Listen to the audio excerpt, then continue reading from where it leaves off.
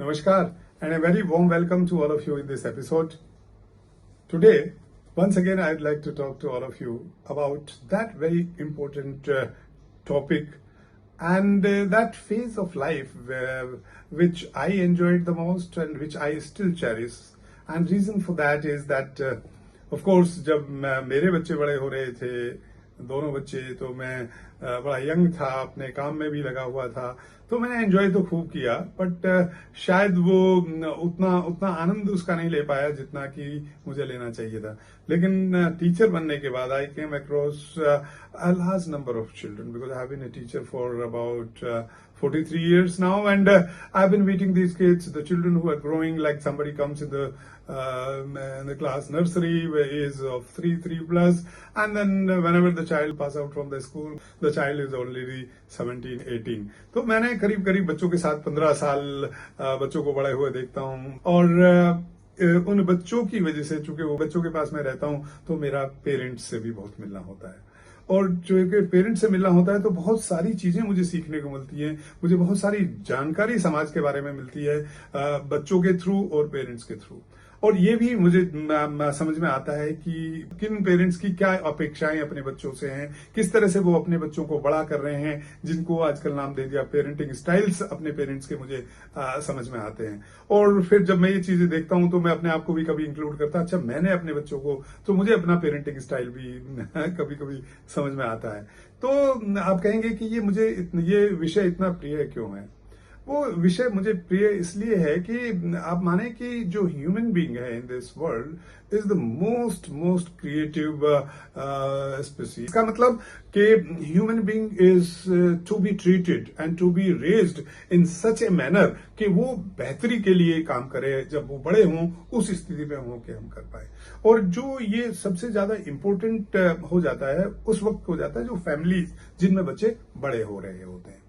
तो अब इसलिए मैं बार बार कहता हूं कि बच्चे, अगर हम लोग एज पेरेंट्स उनको, बच्चों को बहुत अच्छा एनवायरनमेंट देंगे, बहुत हेल्दी एनवायरनमेंट देंगे, हमारे जो ऑब्जेक्टिव्स हैं, हमारे जो उद्देश्य हैं, उस बच्चे को किस तरह का बच्चा हमारा होना चाहिए, किस तरह जब बड़ा होगा तो कैसा होना चाहिए, तो हम फिर उसी तरह से स्ट्रेटजीज या एक्टिविटीज जो करते हैं बच्चों के साथ में, आसपास जिस तरह से व्यवहार भी करते हैं हम अपना, वो भी उसी तरह का होगा. बिकॉज वो मुझे अब देखना है कि मुझे बच्चे को healthy, my child should be healthy, my child should be confident, my child should be emotionally very strong, my child should be very creative, my child should be very helpful to the people around, and तो इस तरह का हमारा ध्येय होता है और हर parent का ये ध्येय होता है. तो भाई अब उनको इस तरह का जो हमारा उद्देश्य है बच्चे को इस तरह के बच्चे बड़े करना, तो हम करें कैसे. भाई देखिए, उसके लिए एम्पैथी बहुत जरूरी है. हम लोग, हमारी approach towards our children when they are growing up should be empathetic. ये तो आप मान के चलिए, खाली सिंपैथी से काम नहीं चलने वाला है. दूसरा, हमें ये भी जानकारी होनी चाहिए कि हम अपने बच्चों को कब हेल्प करें, because we should be around the children whenever they need us, not necessarily always, लेकिन जब भी उन बच्चों को हमारी जरूरत हो हम उनके आसपास होने चाहिए. देखिए, हेल्प ना करना सही समय पे बहुत गलत होगा. सिमिलरली हेल्प कर देना गलत समय पे वो भी सही नहीं होगा. तो हमें ये देखना बड़ा जरूरी है कि सही समय पे जब बच्चे को हमारी हेल्प की जरूरत है उस बच्चे को हेल्प करें, और एज अप्रोप्रिएट हमारी एक्सपेक्टेशंस हो, एज अप्रोप्रिएट ही हम उनसे काम कराएं, उतना काम करने के लिए उनको प्रेरित करें. एज अप्रोप्रिएट ही हम हेल्दी बाउंड्रीज भी, जब मैं हेल्दी बाउंड्रीज की बात करता हूं, बाउंड्री लिमिटेशंस, कि भाई these are the things which children can do at this age, you can do this. जैसे मैं आपको एक जिक्र करूं, जो बच्चा बहुत छोटा होता है, as a parent I would not like child to go alone outside the house. जो बच्चा मान लीजिए 17-18 साल का हो जाएगा, जब एडल्टहुड की तरफ जा रहा है, तो maybe I allow child to travel some other place alone, लेकिन मैं 5 साल के बच्चे को नहीं अलाउ करूंगा. तो मतलब मैं ये कहता हूं कि healthy boundaries, limitations and age appropriate होनी चाहिए ये चीजें. अब ये जो मेरे जहन में वापस टॉपिक आया, इसके पीछे कारण मैं आपको बताऊं. एन रघुनंदन साहब आर्टिकल लिखते हैं, एक अखबार में डेली आर्टिकल लिखते हैं, छोटे छोटे इंसिडेंट्स उनके आसपास होती होंगी, based on that he tries to understand and then rights.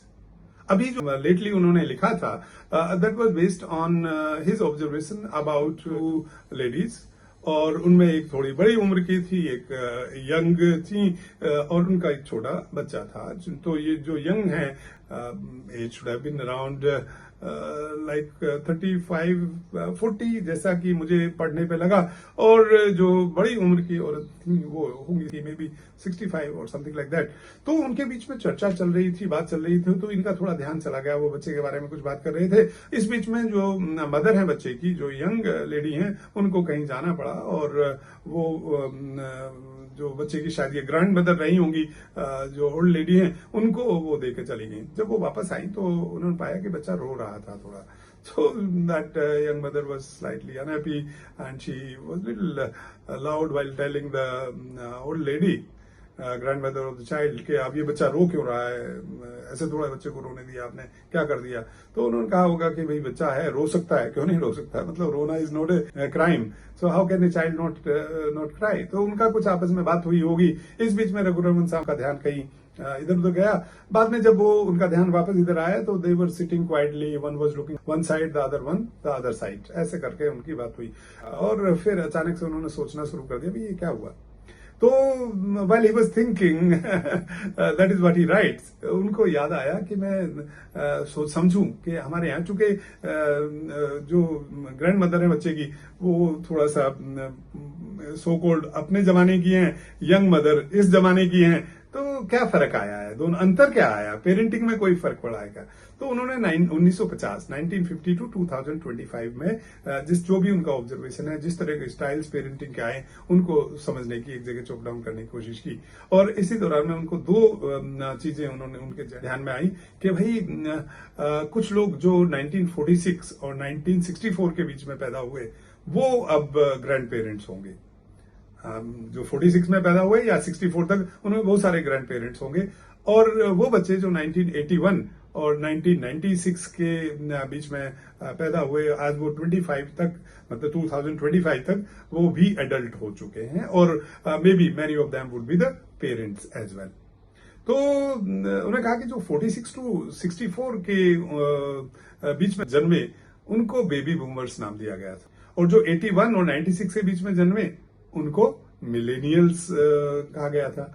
और उसके पीछे मैं आपको जस्ट शेयर करूंगा कि बेबी बूमर्स इसलिए कहा कि वर्ल्ड वॉर 2 के बाद में जो rate of birth was very very high, बहुत बच्चे पैदा होते थे एक ही फैमिली में, 5-5, 6-6, 7-7 बच्चे भी एक कपल को होते थे।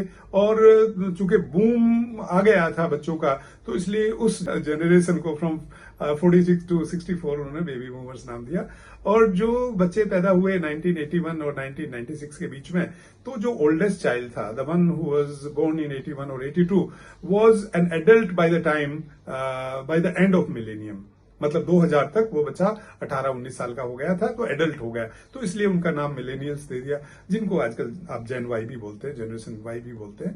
तो मैंने ये जिक्र इसलिए किया कि उनके दिमाग में ये बात आई, जो ओल्ड लेडी हैं वो बेबी बूमर्स जमाने की रही होंगी, और जो यंग मदर हैं वो मिलेनियल्स जमाने की हैं। तो थोड़ा सा अंतर in the approach towards bringing up the child, towards thinking about how a child can and should behave, वो उनका थोड़ा अंतर आया होगा। उस वजह से इन्होंने पेरेंटिंग स्टाइल्स की बात की, और उन्होंने 4 पेरेंटिंग स्टाइल यहाँ पे बोले, 4 पेरेंटिंग स्टाइल्स की बात की है।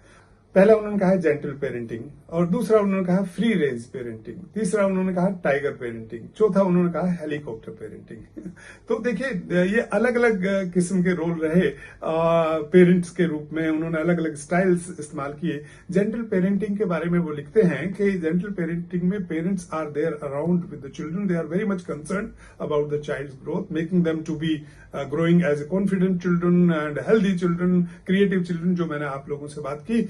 और लेकिन उनको ये पता है, ये एम्पैथी के साथ हमें इन बच्चों को इन चीजों में बढ़ाना है, बिकॉज हर बच्चे को कोई ना कोई किसी रूप में चीज दिखानी पड़ती है, सिखानी पड़ती है। कई बार बोल के, कई बार बच्चा अपने आप करके सीखता है। जैसे अब मान लीजिए बैठेगा, फिर क्रॉल करेगा, फिर थोड़ा खड़ा होने की कोशिश करता है, थोड़ा बहुत हिलते हिलते गिरता है, फिर आगे चलता है। तो इस तरह से बच्चा खुद भी सीखता है। लेकिन आपने देखा होगा कभी कभी हमें कहीं ना कहीं थोड़ा बच्चे को हेल्प करनी पड़ती है। So the parents are around to help the child whenever the help is needed.